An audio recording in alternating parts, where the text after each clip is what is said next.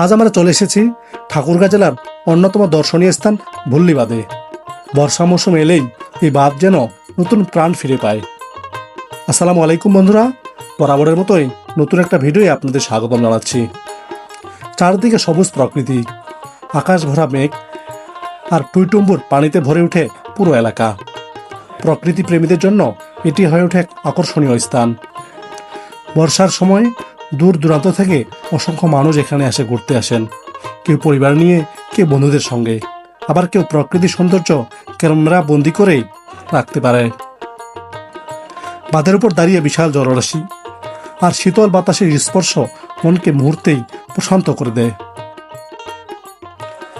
চারপাশে সবুজ গাছগাছালা, পাখির কলকাকলি, পানির ঢেউ আর নির্মল পরিবেশ একসঙ্গে তৈরি করে মনোমুগ্ধকর দৃশ্য। বিকেলের দিকে সূর্য নরম আলো যখন পানির উপরে পড়ে, তখন পুরো জায়গাটি আরও আকর্ষণীয় হয়ে ওঠে।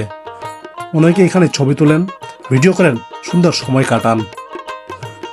ভুল্লি বাঁধ শুধু একটি বাঁধ নয়, এটি ঠাকুরগাঁওবাসীর গর্ব, বর্ষাকালে অন্যতম জনপ্রিয় ভ্রমণস্থল। পানির কলকল শব্দ আর মানুষজনের চলাফেরার আয়োজন খুব মুগ্ধ করে তোলে। কত সুন্দর না দেখতে এই জলস্রোত। ভুল্লি বাঁধটি ভুল্লি উপজেলায় অবস্থিত। এখানে রয়েছে একটি ভাস্কর্য গাড়িয়াল, সেটা আপনারা দেখে যেতে পারবেন। মানুষজনের ছবি তুলতেছে। তো বন্ধুরা, ধন্যবাদ আপনাদের।